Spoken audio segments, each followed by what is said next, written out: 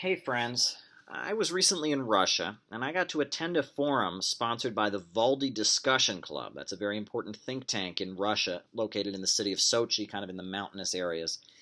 And at this event, I was able to hear from Jack Ma. Now, Jack Ma, who was one of the speakers at the event, he is the CEO of Alibaba, which is probably the biggest internet company in China. He's probably the richest man in China. And Jack Ma gave a presentation, and I was sitting there in the audience, and what struck me was how many Marxist or Marxian concepts were in Jack Ma's presentation. And I kind of smiled because I realized, a lot of people, they don't understand what Karl Marx was all about. They don't understand Marxism.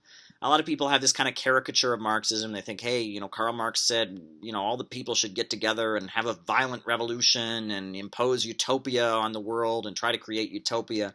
That's not really what Karl Marx was about. That's not really what Marxism is. But if you listen to Jack Ma explains some concepts that are very key and can be found in Karl Marx's writings. So let's take a listen to some of the comments that Jack Ma made at the Valdy Discussion Club, and then I'll explain to you how these are understandings that you can really get from Karl Marx. There's a real Marxist influence on Jack Ma. Take a listen. Where other people worry, we try to figure out the way how to solve the worries. Today, many things have changed, but people still worry about the internet. They even worry more. And it reminds me the early days, people worry about the cars. When automobile was designed, people worry more about the car accidents rather than the great things that a car would bring to the human lives.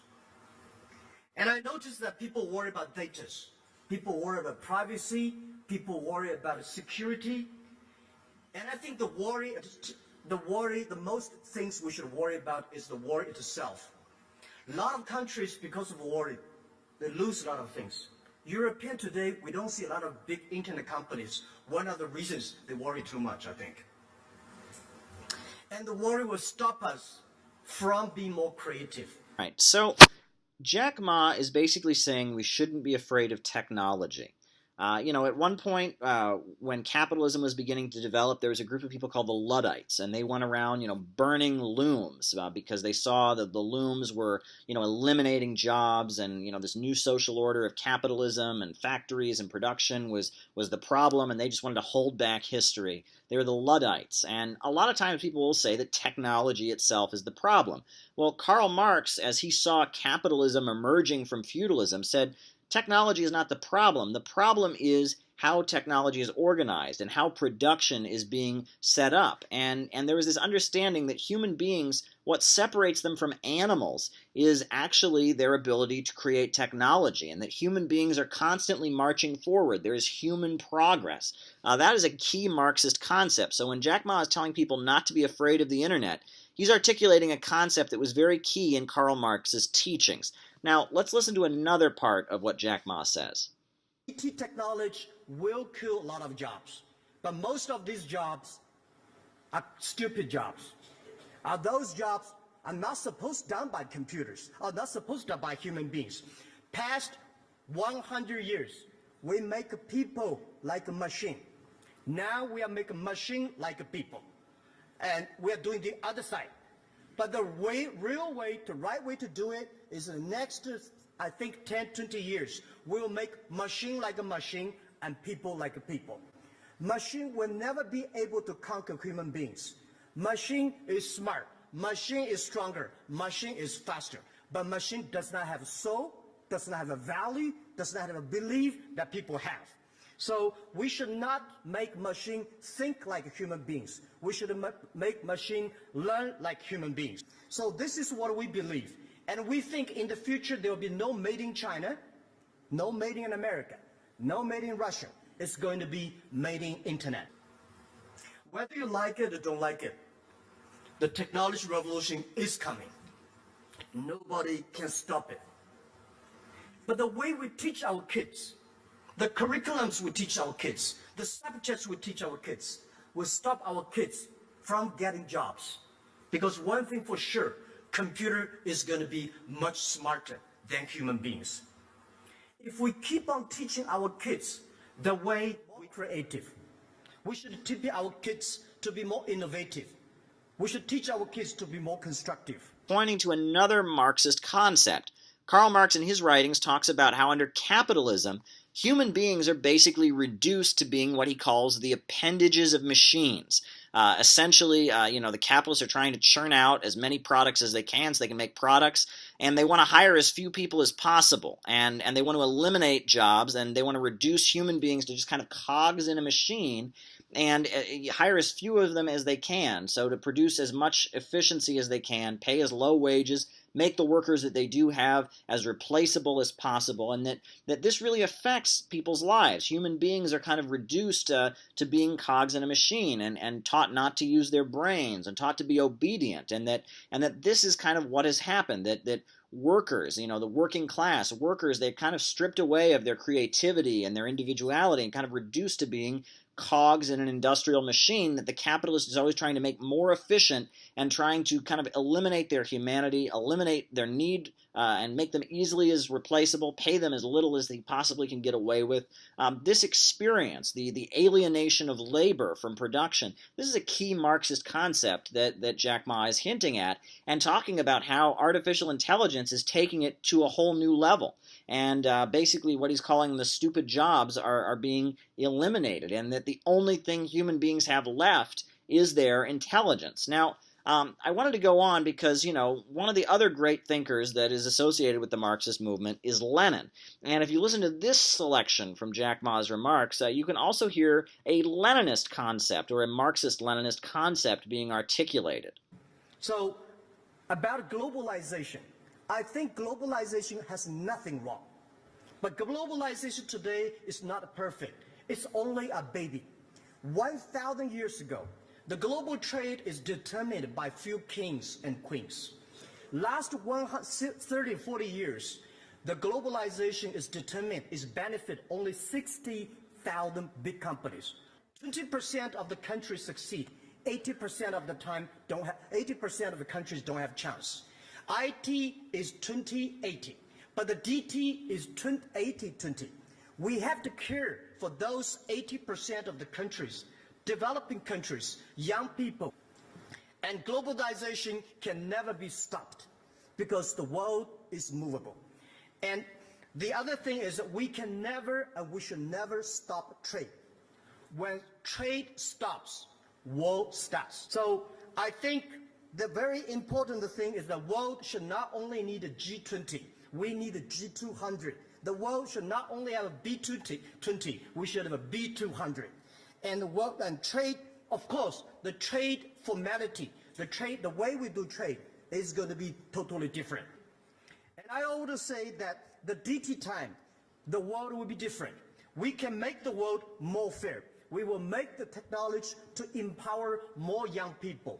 Well, Vladimir Lenin wrote a book called Imperialism, the Highest Stage of Capitalism, basically showing how this works, how the Western countries, as they developed, the billionaire capitalist elites in those countries basically started carving out parts of the world as spheres of influence. They went into Africa, they went into Asia, they went into Latin America, they went into different parts of what is now called the Global South, or people like to call the Global South, or the Third World, and were holding back progress and using it as a place to kind of dump their commodities onto, and that these billionaire bankers in the Western countries were keeping the Third World poor. The problem wasn't globalization, the problem is the way it was set up. And Jack Ma, in his remarks, he's advocating something different. He's saying we need a global economy. We need countries trading with other countries, but we need to do it in a different way. We need to have a global economy that's not imperialist, a global economy based on win-win cooperation. And this is the Chinese understanding. We need countries trading with other countries. We can't isolate countries from each other and put up a wall, but it needs to be fair trade. It needs to be win-win cooperation. Very, very interesting. Marxists have never been opposed to globalization. They've been opposed to imperialism and countries being held down and kind of repressed, by one global international system. A very interesting observation from Jack Ma. He's pointing out that we live in a world where certain countries are being held back, and that the way that these financial and global institutions operate, they keep countries from developing. Now, there's another selection from Jack Ma that I think is also very interesting. So this is what I want to finally say. Technology is scary, The first technology revolution caused World War I. Second technology revolution caused directly or indirectly caused World War II. Now we are in the third technology revolution. What is the third world war? If the human beings do not have the same enemy, we're going to fight among ourselves. The enemy should be against poverty. The enemy should be against the environment. The enemy should be against the disease. And I think all those countries, China, Russia, USA, European, we should share the technology, unite together to fight this war. And this is the war that if we fight it together, young people are going to be much happier. Now, Jack Ma is essentially saying here, look, technology is advancing and there's nothing we can do about it.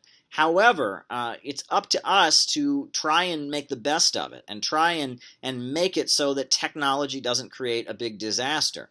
And when he points out that the Second World War and the First World War both came after leaps in technology, he's again alluding to a Marxist understanding that what happened in the lead up to the First World War was that industry had taken on some new gigantic leaps. Production was more efficient than ever before, but there was an economic crisis because as they were advancing technology, they were paying workers as little as they possibly could, and as a result, workers couldn't buy back the products. There was a financial crisis, and in that financial crisis, these imperialist countries, these Western countries that were dominating the world economy, they started fighting with each other, and pretty soon you had this huge world war. And in the lead up to the Second World War, again, you had huge leaps in technology. You had capitalists eliminating jobs. You had poverty created by abundance. Capitalists, not needing workers, workers not being able to buy back the products. This is what Marx called overproduction. As a result, you had a global financial and economic crisis, the Great Depression, and soon that created political problems. You had the rise of fascism, and eventually you had the Second World War. Jack Ma understands this. World War II was not caused by those evil Germans. World War I was not caused by, just one event here, one figure being assassinated. The First and Second World Wars were caused by a crisis in the global capitalist economy. This is a very advanced understanding. What Jack Ma is saying, he's using Marxist concepts. This is somebody who is very familiar with Marxism. China is a country that is ruled by a communist party.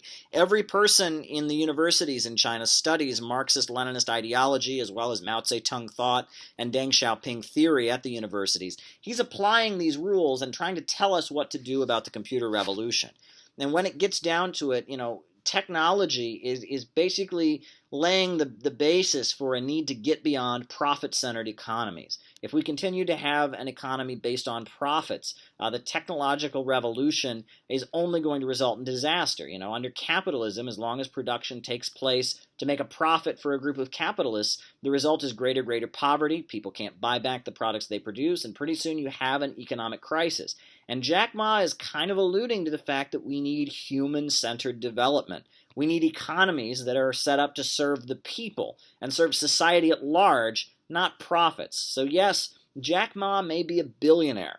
Jack Ma may be the owner of a private company, but he has an understanding of how capitalism works. This is somebody who's studied Marxism, and he's warning us. He's applying the Marxist understanding of history to what's going on in the world today with the computer revolution, and warning us about some of the dangers that are on the horizon. But he's also telling us to be optimistic because history is like a train and it keeps marching forward and we can't stop it. The only thing we can do is try to just make the best of it and try to fight for a rationally organized society in which profits are not in command. Jack Ma is a very, very smart man, and Marxism definitely has an influence on him.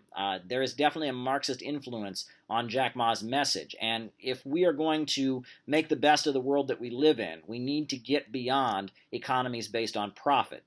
If you've been watching this video, you now have an understanding of Marxism, and that came largely from Jack Ma.